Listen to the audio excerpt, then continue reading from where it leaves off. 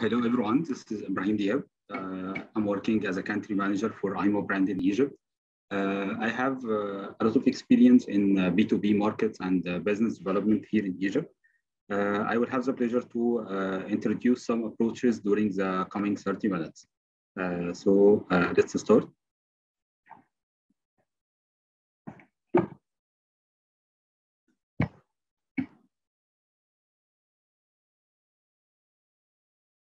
Yeah, we can see your slides, but we cannot hear you. Yeah, please start. Sorry, you can hear me now? Yeah. Okay, great. First, we will talk about the agenda. We will talk about Egypt economy and the growth during the epidemic in the last 2 years, and B2B approaches and business development, and how to apply the B2B approaches and business development to have success cases. Okay. So let's start first with Egypt economy. Right now,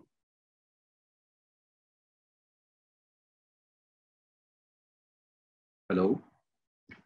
Yes, we can hear you. We can hear you. Yeah, please continue. Okay, good. For Egypt economy, Egypt is considered one of the best countries all over the Middle East during the epidemic period, especially the last 2 years during the coronavirus and the war of Ukraine and Russia. As we can see here, the GDP is the gross domestic product, how it increased even during the epidemic. And if we can see all the economics all over the world, we will see a lot of countries in Europe, Africa, US.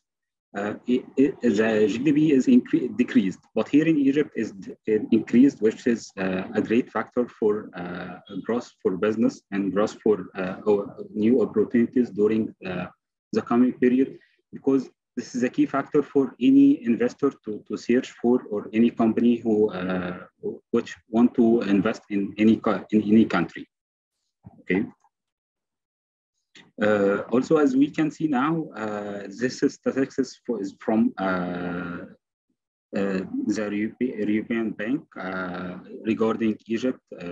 As we can see here, the graph for another countries, and here Egypt increased the economy as expected. Okay.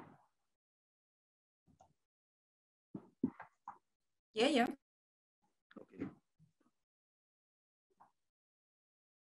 And we will talk about business opportunities in Egypt. In 2021, Egypt was one of the best 10 African countries in Africa for investing.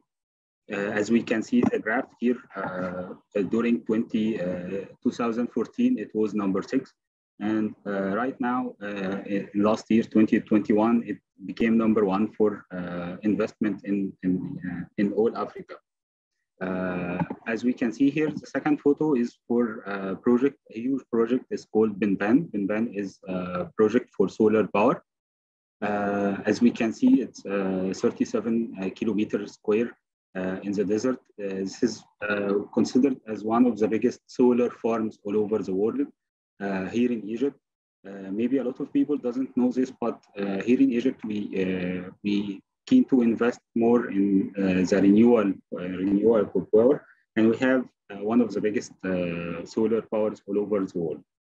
Also, you can check for American Chamber report about business opportunities, because we have a little limited time, so I can't explain a lot of details because we have only 30 minutes. So as a reference, you can check the American Chamber of Commerce in Egypt for the profiles that dividing the categories for each layer, for import, for export, for services, for farming, for everything. In this part, I would like to highlight that the government right now, as everyone seeing that, having a lot of regulations for the import and decreasing a lot of imports because of the current situation for the all over world economics. But still, on the other hand, the government is keen to invest in the private sector and we have a lot of private business starting to increase its business because the government right now supporting for any manufacturer here in Egypt. If you want to invest, we have the tools, we have the labor, we have everything that can support you. So a lot of investors seeing that import is very bad right now because of the new regulation of RC and VOC and everything right now happening in Egypt. Yes, this is true. But still, on the other hand, if you see it as a business opportunity, you will find that the government pushing for investing and making a lot of manufacturers in Egypt. Okay. So moving to second part for B2B approaches. Okay. Here, I wanted to summarize as much as I can for B2B approaches, because B2B is a whole, we can say, business style that you will learn a lot. You can take a lot of months to learn about B2B and approaches and how to apply. But here I want to summarize two different approaches from the B2B and how to apply through LinkedIn and how to apply through the social selling. First part is the lead generation. Lead generation is like a funnel, as we can see from the graph. It's database selection, as Mr. Kohn explained in the previous slides about LinkedIn and how to contact with someone and how to respond and how to be fast in responding. So it's the same here, database selection. We can start with database selection. And then when we reach the second part is interest. Interest is we can see that someone is starting to have any interest in our business, and then neutralize and then lead conversion. Here I would like to highlight that to reach from database selection to lead conversion, it takes some time because not all the leads will be converted to success cases. Not all database will be interested in your database. But let me highlight this as Mr. Simon said before. And as an example, when you're brushing your teeth every day for 2 minutes, it's nothing. But if you don't do this, you lose your teeth. So you have to keep going. You have to keep working. You have to keep investing. The key point here is how to invest and how to searching for a database and how to follow up with the database you had. Okay. For the other approach is account-based marketing. As we can see, it's like flipped funnel. And starting from account selection that I'm targeting exact company with exact category or business model. So I'm searching for contact identification for like a chairman, for purchasing manager, for product manager, marketing manager, whatever I'm searching for. And then neutralizing and then account conversion. I would like here to highlight also here in Egypt, it's we keen to have like how to say it, have to face-to-face meetings, not online meetings, not just emails, because a lot of people, not all people, but many people doesn't like to have starting business online. If you send a mail just to say hi, to get the contact or the phone contact, and then have the phone call, then starting with the meeting. Here is the business done like this. If you don't do like this, you will not able to have your business continue and your business process. Any questions so far? No, not yet. Okay, good. Comment, go Egypt. Yeah, it's positive. Yeah. Positive comment.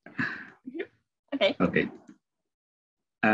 Here for business development, as I mentioned in the B2B approaches and how to search for contacts through LinkedIn. LinkedIn is a very important for everyone.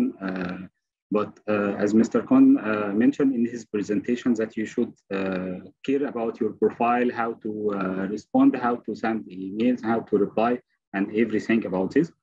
Still, the business development is not only B2B or not only how to lead generation. Business development is like an equation. Equation consists of a lot of factors. Factors like your business, your goal, your plan, and everything like this. The key point for any business development is your key points for your plan. First of all, you need to have the plan and your targeted plan for your let's say like this business development will equal the net profit you will gain by end of like quarter or H or annual. So here, as we can see, as case one, I already started working in IMO brand in Egypt since March. And we already conducted some deals with one of the biggest online shopping here and Power Retail. Sorry, I can't share some details due to the competition analysis, so I can't share some names. But I can say that we had a deal for 1.5 million USD dollar for H1 already in pipeline. And let me say this, IMO is a totally new brand in Egypt. It's not before, it wasn't working before, not known. So it's all done through the B2B approaches. I already contact a lot of companies, a lot of online shopping, a lot of Power Retail, and conducting a lot of meetings with them, face-to-face, and one meeting and then another, to have the agreements for payments, for supply chain, and how to making the RMAs, the services, and after sales, and the warranty, and everything, and all the details. Right now, I can say that in H1, we already having the 1.5 million USD dollar for this sport. It's all done through the social selling and all done through the consistent of your plan. Okay. Here, another case in 2021, in another company I was working for, I managed to develop new distributors in new locations and increase sales by 150%. It was done by the offline. It was totally offline, not online, because the new areas I was targeting is they not familiar with the online sales, so I had to knocking the doors, going directly offer the products, offer the key selling points for the products, and how to increase the business with them, how to make a deal with them. And after making the deal, working step by step with the distributor, how to increase his business, how to develop his own business, because I do believe that it's always win-win situation. If I'm thinking like a vendor and I want just to push my products and not thinking about the next step, I'm totally sure that the product after 2 quarters or 3 quarters will die. But if I'm thinking like a win-win situation, he is my partner and I have to be keen for his business, keen for his growth. I do believe that he will be loyal for my business. He will be loyal for my products and keen to increase my business through his business. It's like win-win situation. We all know about that. It's lose-win or win-win or lose-lose. So I'm always loving the style of win-win situation and how to increase the business with our distributors. That's why in case one, I was able to manage in short time how to increase such amount in short time for a totally new brand in Egypt. This is the key point. As long as you put yourself in your partner shoes and thinking with his mindset and thinking how he's thinking and offer him and create his needs and create his opportunity, thinking how to make him thinking about and develop his own business, I'm sure you will be having your market share increasing step by step. For this part, I'm finished. I'm waiting for any questions because I know the time is limited and we have another presenter. Yeah, we don't have questions for now, and you have 15 minutes left, but at the end, if you finish a bit earlier, we have some questions from our team. Yes, sure. Yeah, we can start with the questions, right? Yeah. Yes, sure. You can. Okay. My first question is about the role of LinkedIn in B2B sales, B2B marketing in Egypt, because we've heard from your presentation that it's important to meet so offline, not only online, right? And could you please just maybe share some tips and tricks how to use LinkedIn, or maybe you don't use it at all or use some other channel for the first contact? Could you please share it with us? Yes, sure. For the first case, I shared that I already started with online supply chain.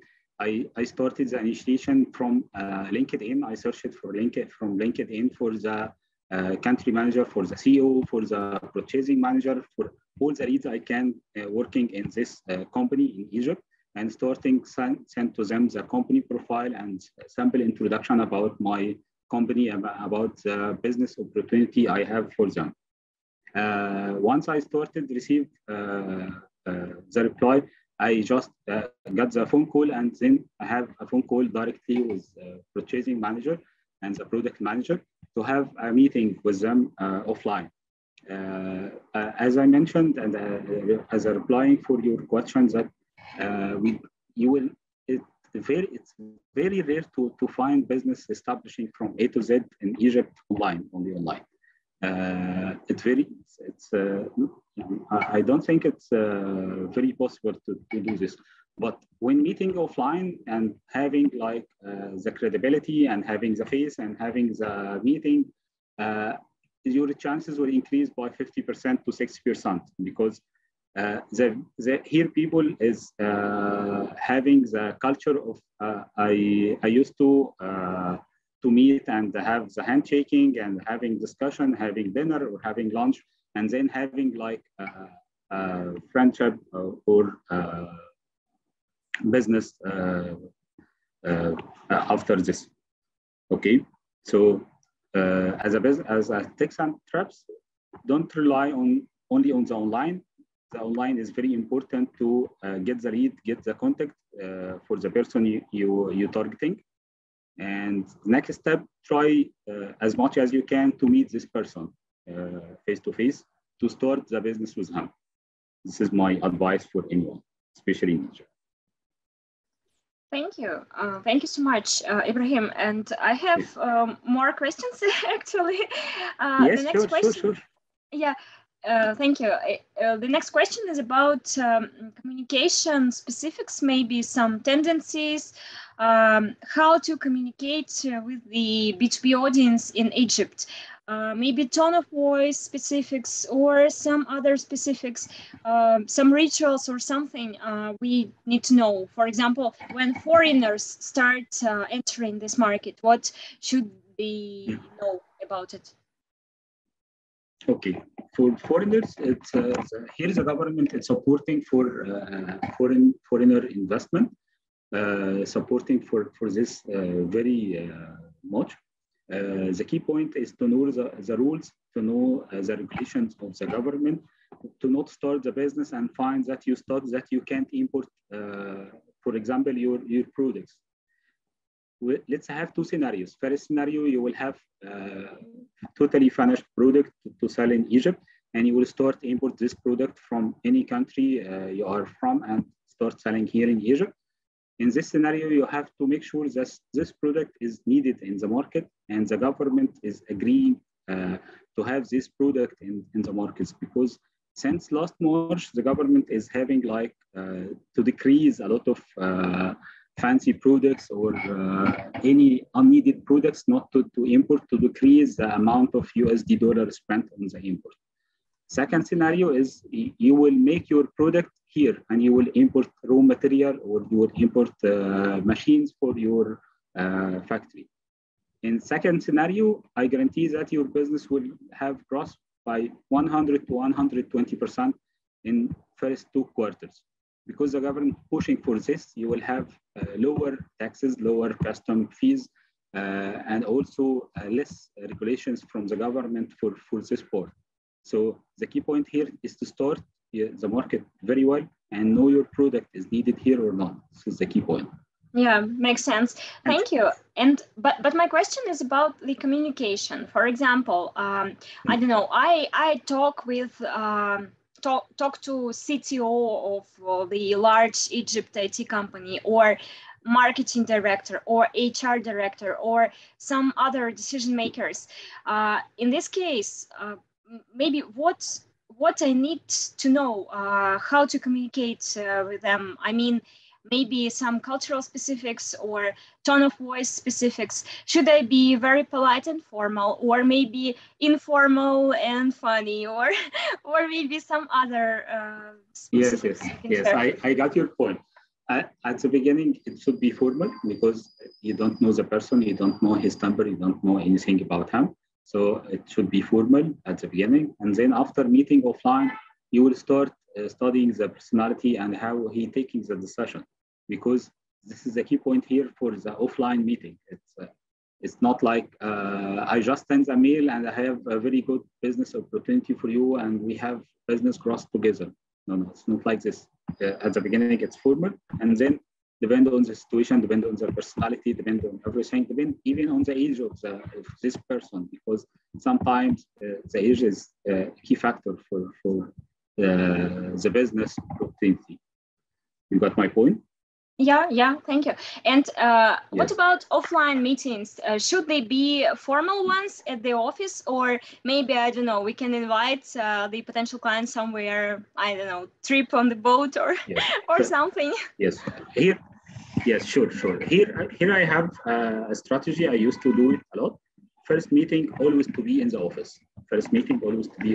Why? Because you don't know the person. You don't know if he, for example, I invite him for a dinner or lunch. I don't know what he doesn't he like to eat or he doesn't like. So first meeting is always in the office to start business and start discussion about the business opportunity, and then breaking the ice with this person, and then inviting outside the office for a lunch, for a coffee, for a dinner, and then starting offline discussions for how to increase the business together, how to have growth for your company, and how to have revenue for my product. It's going like this. So first step is always should be in the office. Okay, thank you. And what language should we speak? Is English okay or not? Yes, English is okay. Everyone in Egypt can speak English. Let's say in average, you will find all the manager in all companies is speaking English. This is the normal here. So it's easy to communicate and easy to and you will find like 80% from the companies using English in their emails, even between Egyptians, not using Arabic. Okay, this is a very valuable insight. Yeah, thank you for that. Yes. We have a next question. If, for example, someone enters the Egyptian market, do they need the local representative, or they can handle it themselves? Well, my advice here is to have local experts from the market, because some regulations are tricky, some product lines are tricky here in Egypt. So you need to have advisor or consultant for the business, at least at the beginning. You can't go, for example, I'm Egyptian. I can't go for China, for example, and start business there without having help from any Chinese men there. Sure, I will have a barrier for communication, for anything like this. So I recommend to have a local representative for the business, especially at the beginning phase. Yeah, makes sense. Thank you. And next question is about the partner strategy. What do you think about this kind of approach when, for example, we start with the partners, the local partners? I don't know, for example, the software vendor, they find the local partners, some system integrators, and then they continue with working with direct clients. What do you think about this partner approach? Does it work in Egypt or not? Yes, partner approach is very successful here in Egypt. A lot of companies working through the partner agreement.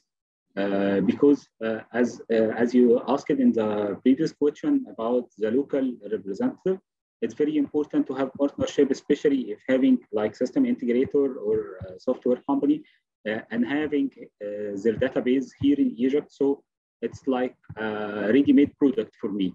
If I have a new product, I go to this company. They have their market share. They have their database of customers. So it's only implement the product. So it will be very easy to implement the product in the market. Yeah, great. Thank you so much. And we know, for example, at some markets, at some markets, they have some major players on the markets. And if you partner with these companies, all the doors become open. Does something like this exists in Egypt? Because, for example, I know that in China, if you partner with Tencent, the company which owns WeChat, for example, you can just be a king. You can find any connections you need, because this is a very influential company there. Do you have maybe some? Yes. Yes, we have here in each sector, we have the, let's say, the main player for the industry in each sector. And we have here, as you mentioned, as an example for Tencent, yes, we have in the mobile industry, we have like 2 or 3 players. In the CCTV, we have 1 or 2 players.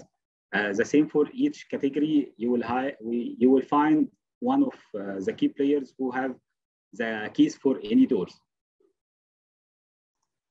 Okay, but so it will be a little hard to have the partnership with them because they assess your power, they assess the margin they will gain from your product.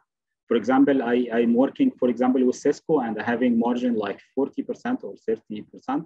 Why should I work with you and having like 5% or 3%? This is the key point here. Yeah, margin is everything. Yeah. Yes. Yeah, thank you for that. It's very interesting. Thank and you. At the end, could you please just give maybe some, just three advice for those who would like to enter Egyptian markets? What should they do first? Just 1 to 3. Could you please do it? Okay. Yeah, sure. First, study the market very well because each product having different markets and having different layers and different players in the market. So you have to study the market very well. Second, you should have a local advisor or local consultant from the market and the experience in the market you will enter to help you open the doors for partnership, for regulations, for government corporation, and everything like this. Third, having specific plan with the steps and assess the plan each quarter because the change of regulations making a drop. If we, for example, if we see the economy before March 2022 and the economy after March 2022, after to be clear about after the new regulations of the government for the new import regulations, you will find a huge gap for the import. Anyone who's working in the import right now can't work the same as before. Why? Because of the new regulations. So again, you have to study, you have to have the local advisor, and then having specific plan and how to assess this plan. Okay, thank you so much, Ibrahim. And I really appreciate your deep knowledge. Of course, you're from this market, you know a lot of specifics. Yes. Yeah, thank you so much for sharing those.